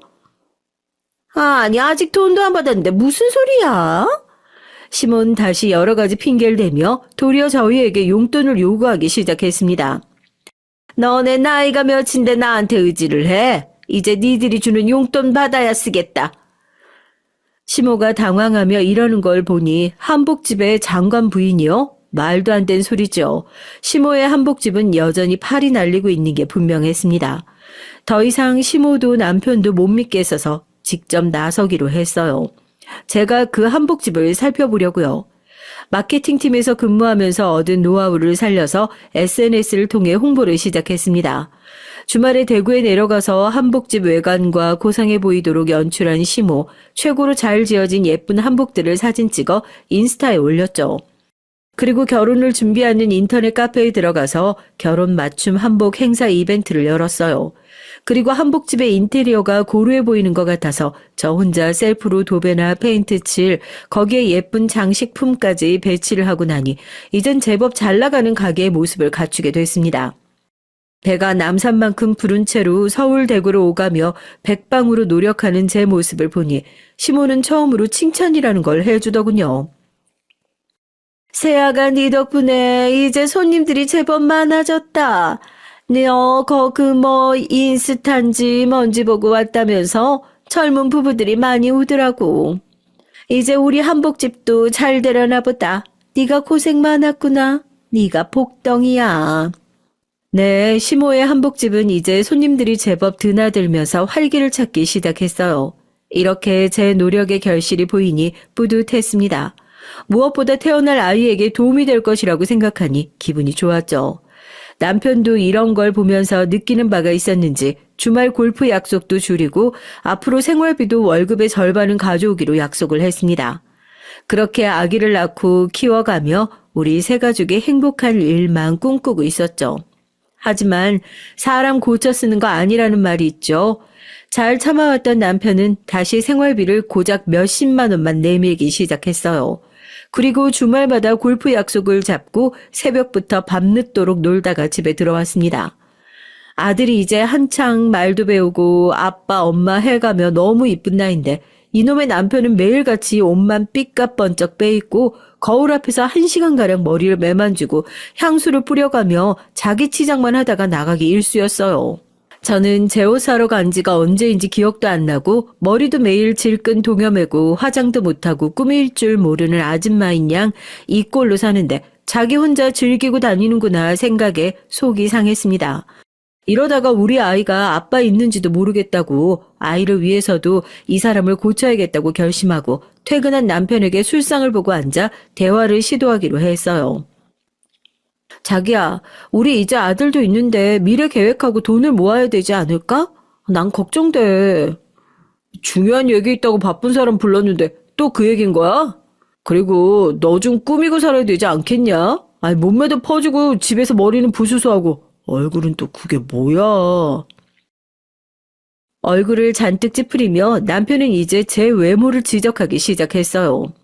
출근해서 백화점 가면 어리고 이쁜 여자들 거기에다가 돈도 얼마나 많은지 카드로 몇백 몇천씩 써대는데 그런 여자들 보다가 내가 집에 와서 널 보면 가관이라고. 내가 집에 붙어 있고 싶겠냐? 그게 무슨 말이야?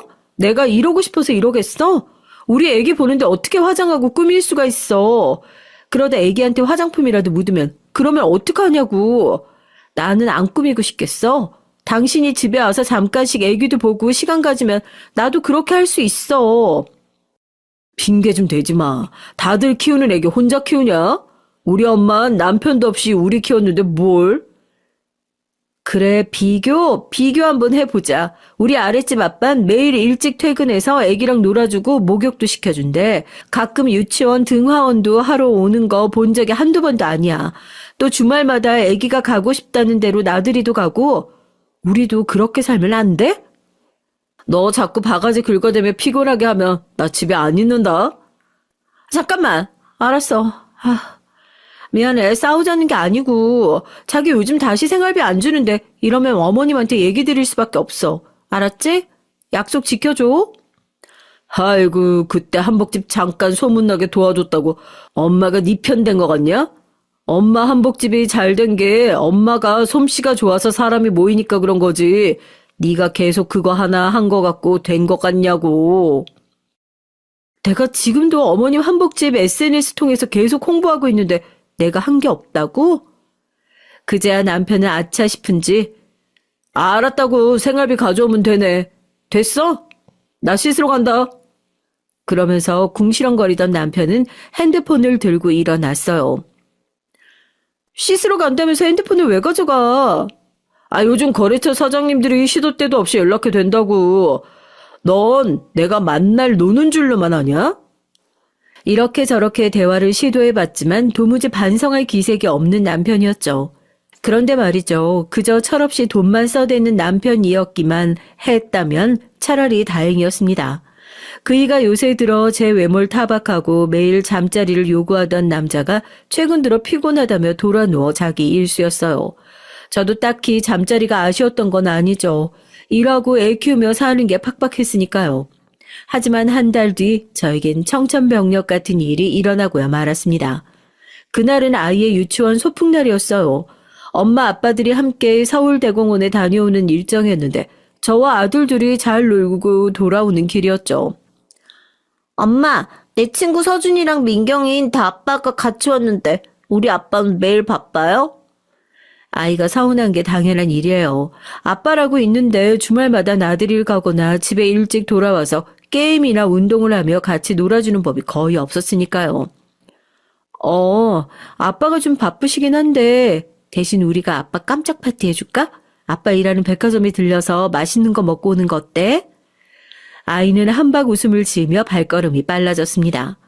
저렇게 좋을까 귀엽기도 하고 안쓰럽기도 한 마음을 안고 남편이 일하는 백화점 매장으로 향했죠. 남편이 일하는 매장 안으로 들어선 순간 전 제 두 눈을 의심했어요. 아니 이게 어찌 된 일이란 말이죠. 남편이 어떤 여성과 히히덕거리며 함께 쇼핑을 하고 있는 것이었습니다. 그 여성은 단순히 손님이라기엔 너무 친밀하고 가까워 보였어요. 그리고 제 직감은 틀리지 않았습니다. 아이와 제 모습을 확인한 남편은 매우 당황하며 우리 둘을 매장 밖 휴게소로 데려갔어요. 미쳤어? 어디라고 남편 일터에 함부로 와? 아빠, 미안해요. 제가 아빠 보고 싶다고 해서 엄마가 데려오신 거예요. 혼내지 마세요. 다신 안 그럴게요. 남편이 불같이 화를 내자 아이는 너무 놀라 울어버리고 말았어요. 저도 당황했지만 아이가 울며 하는 말에 더 서러워져서 화를 내고 말았습니다. 우리 도진이 자기 아들이야. 아들이 아빠 보고 싶다고 오는 게 잘못된 일이야? 그리고 백화점이 뭐 못 올 때도 아니고 아빠랑 같이 맛있는 거 먹자고 온 거야. 그게 그렇게 잘못이니? 그제야 남편은 자신이 상황에 맞지 않게 분노했다는 걸 깨달은 건지 아니면 주변 사람들이 흘끔거리고 우리를 쳐다보는 상황을 피하고 싶었던 건지 이내 화를 누그러뜨리고 다정한 척 말을 했어요. 아니, 내가 손님 응대하고 있을 때 정신이 없어서. 도진아, 아빠가 화내서 미안해. 우리 햄버거 먹으러 갈까? 남편은 아이의 눈물을 닦으며 손을 잡고 햄버거 매장으로 향했습니다. 하지만 전 알아채고 말았죠. 아까 남편과 친밀해 보이던 그 손님이 멀리서부터 쭉 우리를 보고 있었다는 걸요. 그리고 햄버거 매장으로 가는 우리를 쳐다보며 알 수 없는 미소를 내비쳤어요. 집에 돌아와서도 전 계속 찜찜했습니다. 남편은 가죽 잡화 매장에서 일하고 있는데 여성 손님이 단골일 가능성도 적어 보이고 그 여자의 옷차림이 자꾸 떠올랐어요. 노란색 파워 숄더 자켓에 흰색 플레어 바지 정장, 웨이브를 길게 늘어뜨리고 수많은 시간공을 들였음이 분명해 보이는 헤어스타일, 보테가 베네타 구두와 가방을 착용하고 있었고 얼굴 화장도 짓고 화려했습니다. 일반적인 여성 같지 않아 보이고 미모가 뛰어난 편은 아니지만 잘 꾸미고 또 부유함을 과시하는 듯한 모양새였죠. 생각해보니 최근에 남편이 저에게 자꾸 외모를 지적한 것이 자꾸 그녀를 두고서 저와 비교한 것 같이 느껴졌어요. 무엇보다 절 괴롭힌 건 그녀가 알 수 없는 미소로 쭉 우리를 관찰하듯 지켜본 것이었습니다. 혼자 고민하다가 전 동네에서 친하게 지내는 친구와 같이 얘기를 하게 됐어요. 제 얘기를 듣던 친구는 처음엔 제 오해일 거라고 걱정 말라고 안심을 시켜줬죠. 그런데 다음날 믿지 못할 사실을 전해 듣게 됩니다. 그 친구가 전화를 해선 서연아 미안해. 사실 어제 네 얘기 듣고 바로 솔직하게 얘기를 못했어. 네가 너무 놀랄까 봐 말이야. 그리고 나도 그냥 쉽게 할 얘기가 아닌 것 같아서 주변에 물어보고 이렇게 얘기하는 거야. 어렵게 말을 꺼낸 친구의 얘긴 삼류 막장 속 바로 그런 불륜 얘기였습니다. 그 주인공이 바로 제 남편이었던 거죠. 백화점에서 일하는 저희 남편을 아는 사람들은 이미 여러 차례 목격하고 암암리에 소문이 돌았다고 해요. 엄청 화려하게 차려입고 다니는 여자가 매일같이 남편 매장에 놀러와서 놀다 가고 퇴근까지 종종 같이 하는 모습을 목격했다고 하네요. 혹자는 그 여자가 제 남편의 아내인 줄 알았다는 얘기까지 있었습니다. 백화점에서 너무 대놓고 놀아나니까요. 그 상간녀가 제가 봤던 인상처럼 일반적이고 얌전한 여성처럼 보이지 않았던 건 화려한 치장뿐 아니라 말투가 요사스럽고 도도하기까지 했다는 겁니다. 많은 사람들이 오가는 백화점에서 포옹이나 입맞춤 같은 스킨십도 스스럼 없이 해대서 어디 술집에 다니는 여자거나 분명 화류계에 있는 여자다라는 추측들이 난무했다고 해요. 전 너무 어이가 없었죠. 이게 무슨 말도 안 되는 일입니까? 저만 모르고 많은 이웃들이 그 광경을 목격하고 수군댈 정도로 남편의 바람은 얼마나 오랫동안 길게 이어졌던 걸까요? 저와 우리 아들을 생각한다면 그렇게 대놓고 바람 피는 건 짐승이나 할 짓 아닌가요? 얘기를 들은 즉시 전 남편에게 문자를 남겼습니다. 오늘 퇴근 후 바로 귀가하기 바람. 아니면 법정에서 만나. 남편이 바람을 들이키고 놀라서 허둥지둥 바로 집에 올 줄 알았던 건 제 첫 번째 착각이었습니다. 남편은 10시가 넘어서야 저녁까지 먹고 여유 있게 현관을 들어오는 게 아니겠어요? 내가 보낸 문자 못 봤어? 봤지. 자기가 무슨 말 할 건지 알겠는데 나 좀 씻고 하면 안 되겠냐? 피곤하네. 피곤하겠지. 여기저기서 여자랑 놀아나니까 피곤도 할 거야. 뭐? 이 사람이 뭘 잘못 먹었나? 무슨 소리야?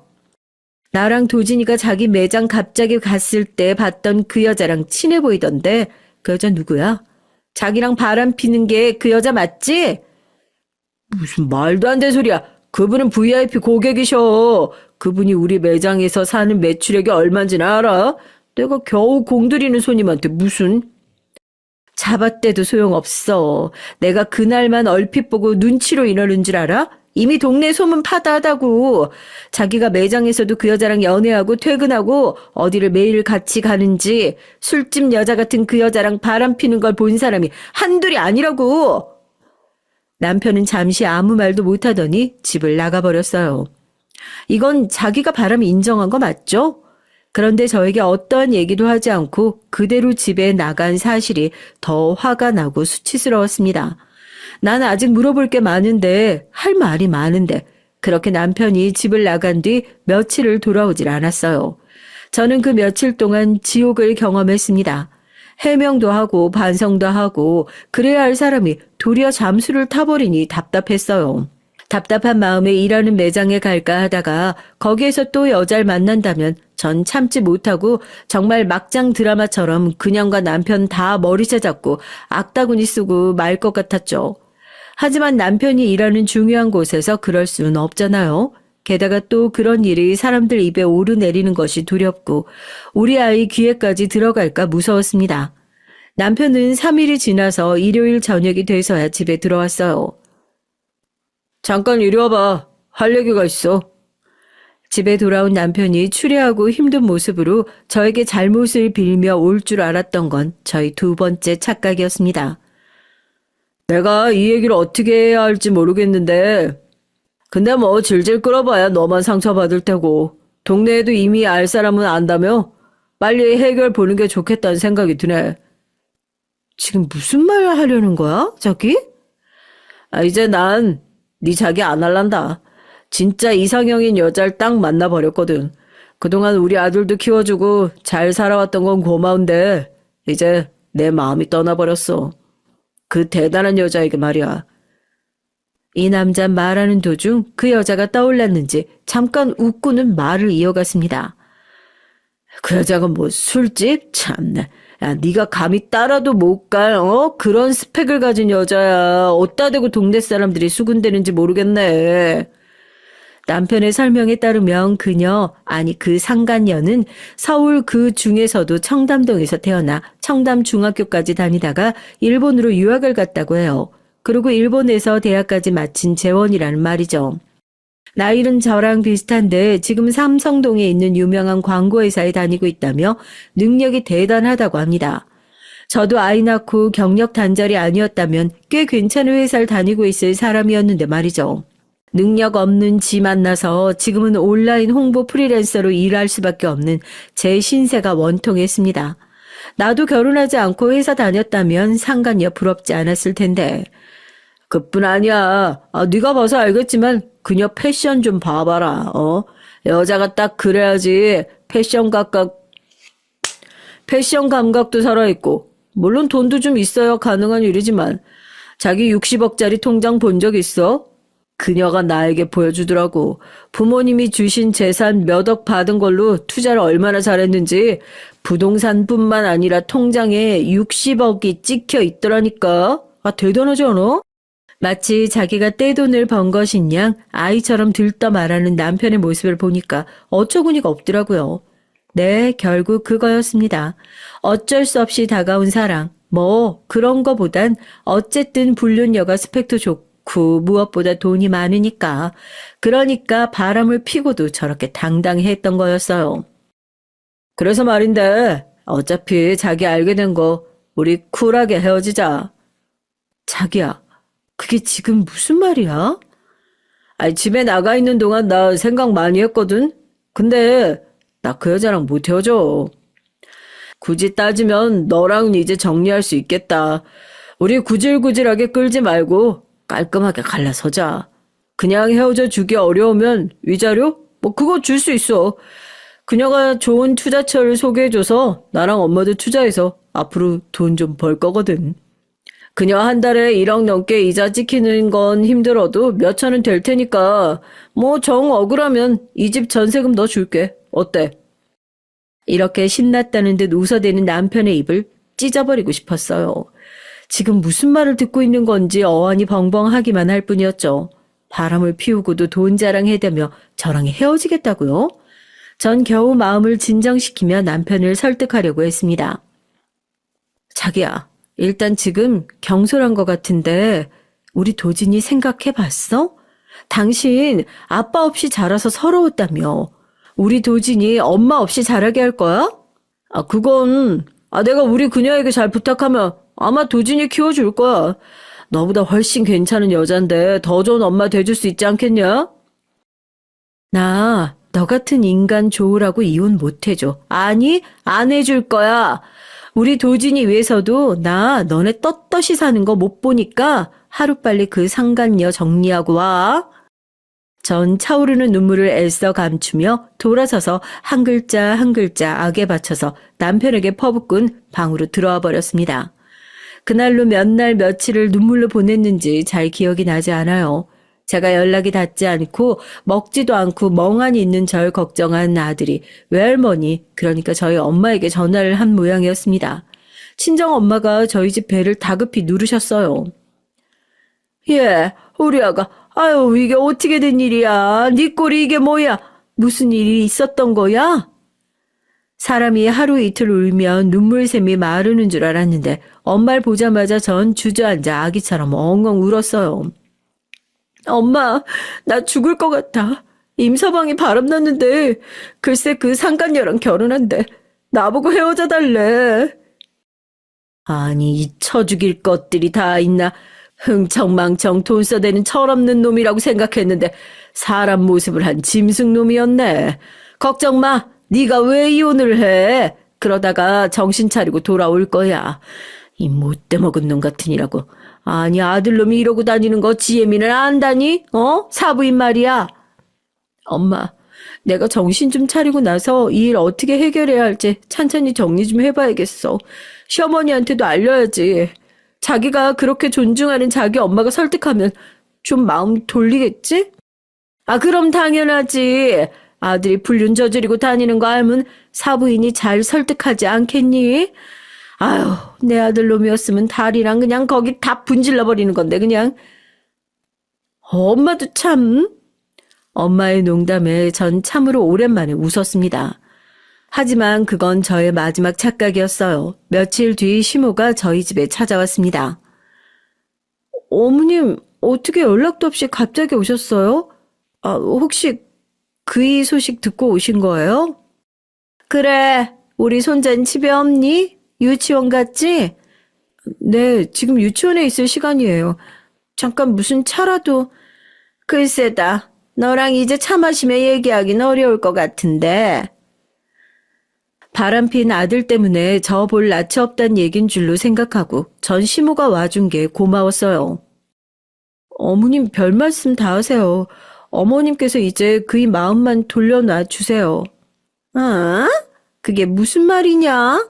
난 너한테 할 얘기가 있어서 온 거야. 네?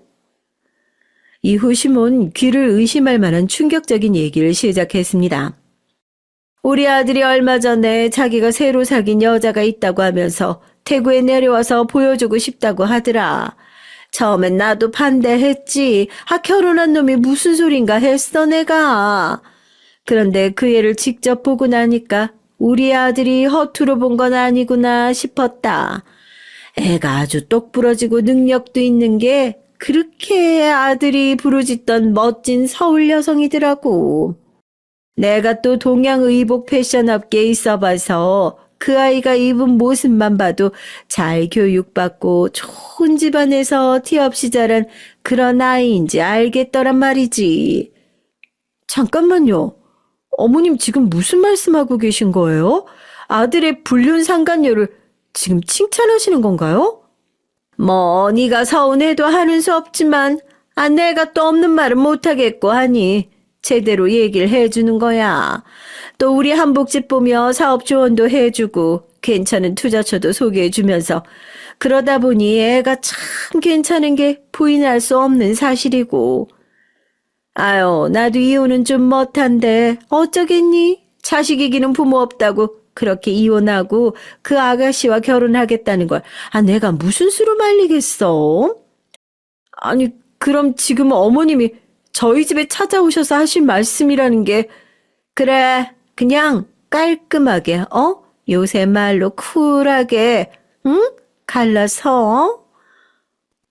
어머니, 저 정말 그이나 어머님께도 마음을 다해서 잘해드렸잖아요. 우리 아이가 아빠는 왜 주말마다 없냐고 울고불고 해도 저 그이가 좋아하는 골프나 취미 모임 다 이해하고 제 할도리 다 하면서 우리 가정 정말 잘 지켜왔거든요. 우리 아이 애비 없는 애 만들기 싫어서요. 그런데 이제 와서 어머니까지 그 상간녀를 싸고 도시는 거예요? 아니 얘가 너 말 참 싹퉁머리 없이 한다. 네가 말한 일들 어느 집 며느리들은 안 한다니? 다 돈 벌고 직장 생활하면서 집안 간수 잘하는 다른 집 며느리들이 얼마나 많은데.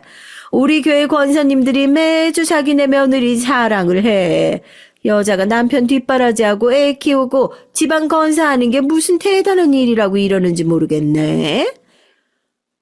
그런 말이 아니잖아요. 어머니 한복집 잊으셨어요? 거기 제가 살려드린 거잖아요. 제가 그렇게 대구 내려가서 주변 친인척, 지인들 다 연결해드리고 서울에서도 SNS 맨날 관리하며 홍보한 덕에 문 닫을 뻔했던 거 잊으셨어요? 아니 그걸 떠나서 어머니까지 왜 저한테 조용히 이혼하라고 하시는 거예요? 애초에 바람난 그이 혼도 내주시고 정신 차리라고 해주셔야죠. 어머님 친손자가 이걸 알면 너 도진이한테 이런 얘기 조금이라도 흘렸다가는 가만 안 둬? 우리 핏줄이야 도진이는 더 잘난 새엄마 만나는 거니까 교육상 나쁠 거 없다. 너만 조용히 빠지면 모두가 만사형통인 거야. 이제 보니 너 돈 때문이니? 돈 때문이구나. 알았어. 거하게 챙겨줄 테니까 그거나 받고 사라지면 돼. 아이고, 입 아프다. 아니, 얘는 왜 이런 상스러운 대화를 하게 만드는 거야? 네가 하도 이혼 도장 못 찍는다며 버틴다고 우리 아들이랑 새아가가 부탁해서 내가 서울까지 올라온 거니까 그런 줄 알고 너 하루빨리 정리해. 네가 그렇게 좋아하는 돈 줄 테니까 말이야. 저를 돈에 미친 여자로 몰아가는 말에 너무 억울해서 시모에게 눈을 치켜뜨고서 말을 했습니다. 어머니, 말씀은 바로 하셔야죠. 지금 그 상간녀 돈 보고 넘어간 사람은 어머니가 그이잖아요. 너 이렇게 독한 애였니? 가시나가 조신하고 얌전하게 보여서 가진 거 별로 없어도 내 결혼 허락을 했다만 이제 보니까 아주 요망하고 여우 같은 년이었네. 내가 널 배려해서 이 얘기까지는 안 하려고 하는데 하는 수 없지. 새아가 애기 가졌단다. 우리 핏줄 말이야. 내가 지금 무슨 소리를 들은 거지? 전 믿을 수 없는 소리를 들었습니다. 네? 아니 그게 무슨... 그치, 네가 봐도 이제 할 말 없지? 모든 상황이 네가 조용히 이혼해주고 우리 애들이 새 가정 꾸리는데 지장 안 줘야 되지 않겠니? 그런 줄 알고 나는 이만 내려간다. 전 머리가 돌아버릴 것 같았습니다. 사람이 어떻게 이럴 수가 있단 말이죠.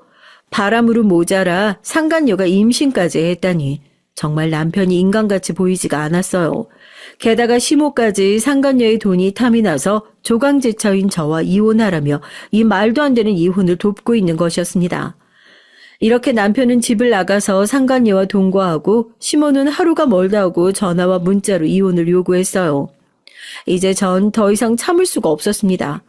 나와 도진이 인생을 위해서 이혼하기로 마음을 먹었어요. 금수만도 못한 남편과 시모, 그 지방과 연을 끊기로요. 주변 지인의 소개로 이혼 전문 변호사를 만나서 이혼을 준비했습니다. 이혼을 해주는 조건으로 우리 아들의 양육권 그리고 위자료도 현재 신혼집의 전세보증금 5억 전액을 요구했고요. 처음엔 남편과 시모 모두 불같이 화를 내면서 어디 5억을 노리냐고 욕을 해댔죠. 원하는 대로 다 준다고 할 땐 언제고 말이죠. 하지만 남편은 불륜으로 이혼의 책임이 있는 당사자라서 별 도리가 없다는 걸 알고 나선 수긍을 했습니다. 하지만 절 돈만 아는 벌레로 몰더라고요. 누가 돈벌레인데요. 그리고 더럽지만 남편은 하루라도 빨리 상간녀와 합치고 싶어 안달이 난 눈치였어요. 지난번 이혼 조정 협의회에서 만난 날 저에게 핸드폰으로 어떤 입금 계좌 내역을 보여줬습니다. 이혼 뭐 네 요구대로 하면 그만이야. 그깟 5억? 금방 벌지. 그녀와 함께하면 말이야. 이것 좀 봐봐, 이번 달에 투자 수익금만 1,000만 원 들어왔지? 우리 엄마는 훨씬 더 많이 투자하셔서 아마 5천만 원은 매달 꼬박꼬박 들어올걸? 당신은 지금 그 계좌에 돈이 중요해? 우리 이혼으로 상처받고 아빠 없이 자랄 도진이 생각하면 난 아직도 밥을 제대로 못 먹어. 그러니까 왜? 네가 데려간다고 난리야. 우리 여보가 앞으로 더 잘 키워줄 건데 원하면 유학도 보내주고. 그런데 쥐뿔도 없는 엄마가 데려간다고 버텨서 아빠 없는 애가 된 거지 뭐. 어쨌든 변호사가 면접 교섭권은 내가 갖고 있다고 했으니까 우리 아이 보고 싶을 땐 보러 갈 거다. 물론이야. 나도 도진이가 아빠 만나는 건 반대 안 해. 그렇게 우리 부부는 전쟁 같았던 결혼을 법적으로 끝냈어요. 전 이제 이혼녀로서 남편 없이 우리 아이 제대로 키워볼 각오로 프리랜서 일 외에 이전 직장 상사분과 함께 마케팅 사업을 구상하고 있었습니다. 그분이 믿을 만한 동업자이기도 했고 제 사정을 알게 된 뒤 사업비는 거의 본인이 될 테니 저에게 열심히 사업을 키우자며 배려해 주셔서 비전 있는 사업을 할 수 있게 됐죠. 거기에 위자료로 받은 5억이 있어서 아이와 지낼 집을 구하는 한편 당분간은 돈 걱정 없이 지낼 수 있으니 다행이었습니다. 그간 결혼해서 남편이나 시모에게서 제대로 된 선물 받은 적 얼마 없었는데 이혼 선물로 5억을 받은 셈이네요. 그 인간들이 이렇게 거액을 선뜻 준 것이 믿기지 않았지만 그 당시 그 모자는 상간녀의 재력에 푹 빠져 있었습니다. 이혼하고 전 친정 부모님이 사시는 다른 동네로 옮겨오고 전 남편은 상간녀가 사는 호화빌라로 들어간다고 얼핏 들어서 이들이 어떻게 사는진 모르고 살았어요. 사실 궁금하지도 않았고요. 하지만 인과응보라죠. 불쌍한 내 인생에 너무도 통쾌한 일이 생겼습니다. 어느 날 전 남편에게서 전화가 왔어요. 자기야, 잘 지내지? 우리 아들은 아픈 데 없이 잘 크고 있고? 내가 왜 당신 작이야? 난 잘 지내. 2달 넘도록 소식 없더니 무슨 일이야? 이제 와서 아들 보고 싶어졌나 보지? 사실 난 잘 못 지낸다. 너도 보고 싶고 우리 도진이도 보고 싶고. 나 진짜 미칠 것 같아. 수학이 넘어 전 남편의 목소리가 울음을 참는 듯 했습니다. 무슨 사단이 났구나 싶었죠. 잠깐만. 진정해봐. 찬찬히 얘기해봐. 뭐가 어떻게 된 일인지. 저와 이혼한 뒤 남편과 시모가 겪은 일은 정말이지 파란만장했습니다. 남편을 통해 들었던 상간녀의 강남 8학군 출신으로부터 일본 유학생의 잘 나가는 광고 회사 등 스펙은 모조리 거짓이라는 것이 밝혀졌다고 해요. 결혼할 때 들어갔던 상간녀의 호화 빌라는 알고 보니 월 1,000만 원이 넘는 거액의 월세집이었어요. 그리고 보증금도 거의 없어서 사실 상간녀는 능력도 없고 재산도 없는 여자였던 겁니다. 월세를 감당할 수 없다며 상간녀는 합가한 뒤 바로 남편과 시모에게 앞으로 빌라 월세비와 생활비를 줄 것을 요구했다고 해요. 이 부분에서 남편은 못된 년 어쩌고 하면서 제 앞에서 상간녀의 욕을 늘어놓았습니다. 이런 말도 안 되는 상황에 어이가 없어서 웃음이 나왔어요. 저와 이혼하기까지 상간녀의 대단한 스펙을 자랑하던 그 얼굴을 지금까지 잊을 수가 없는데 말이죠. 남편은 욕을 퍼붓다가 잠시 정적이 흐르다가 이내 다시 울기 시작했습니다. 자기야, 내가 정말 미치겠는 건 아무래도 그녀한테 투자 사기 당한 것 같아. 나도 나지만 우리 엄마 어떡하냐고. 우리 엄마 한복집이랑 집, 상가, 가진 재산 몽땅 담보로 대출받아서 투자한 거였는데. 자초지종을 듣고 보니 상간녀는 투자 사기 회사의 홍보 말단 직원, 속히 다단계 업체에서 사람을 꼬드겨내는 그런 일을 하는 여자였어요. 그런데 남편과 시몬 이 여자에게 홀려서 모든 재산을 투자하고 회사가 잠적해버린 거죠. 그동안 상간녀가 보여줬던 60억이 넘는 계좌도 사실은 가상계좌로 회사에서 만든 사이트 화면이며 이는 모두 허상이었던 겁니다. 이렇게 남편과 시모가 투자한 돈을 들고 사라진 그 상간녀와 회사를 고소하겠다며 길길이 날뛰는 남편에게 뭐라 해줄 말이 없었어요. 내 아이의 아빠와 친할머니가 참 딱하게 됐다 싶으면서도 그렇게 돈에 눈이 멀어 사람 도리를 못하던 인간들에게 하늘이 벌을 내리셨구나 싶었습니다. 하루는 시모가 헐레벌떡 뛰어와서 신발도 제대로 벗지 못한 채로 급히 집에 들어왔어요. 그리고 바닥에 무릎을 꿇고 앉아 사정사정을 하는 것이 아니겠습니까? 아가, 우리가 잘못했다. 그 불려한테 홀랑 속아갖고 착한 우리 며느리한테 그랬으니 우리가 정말 미안하다. 응? 우리 불쌍한 아들, 지금 서울에서 지낼 곳도 없는데 너네 집에서 다시 합쳐서 살면 좋지 않겠니? 이렇게 시몬 잘못했다며 사죄를 하고 눈물로 호소를 했어요. 어머니, 이러시면 제가 불편해요. 일어나세요. 아무리 울고불고 사과하셔도 두 분 돌아올 수 없는 강 건너셨어요. 이미 사람 밑바닥 다 보여줘 놓고 어떻게 다시 합쳐요? 이제 여기 제 집이에요. 어머님이나 그이가 올 수 없는 곳이죠. 자꾸 찾아오시면 그땐 경찰에 신고할 수밖에 없습니다. 방금 전까지 그렇게 사정하던 시몬 갑자기 표정을 싹 바꾸고 표독스럽게 쏘아붙이기 시작했어요. 이게 웬 이 집이야? 우리가 너한테 준 5억으로 산 거잖아. 우리도 여기에 권리가 있어. 역시 본성은 어디 안 가는구나 싶습니다. 이제 와서 시몬 위자료 5억이 탐났던 모양이에요. 겨우 시모를 돌려보낸 뒤로 남편과 시몬 하루가 멀다 하고 저에게 다시 합치자며 졸라대고 있어요. 그런데 그들이 정말 자신들의 죄를 뉘우치고 반성했을까요?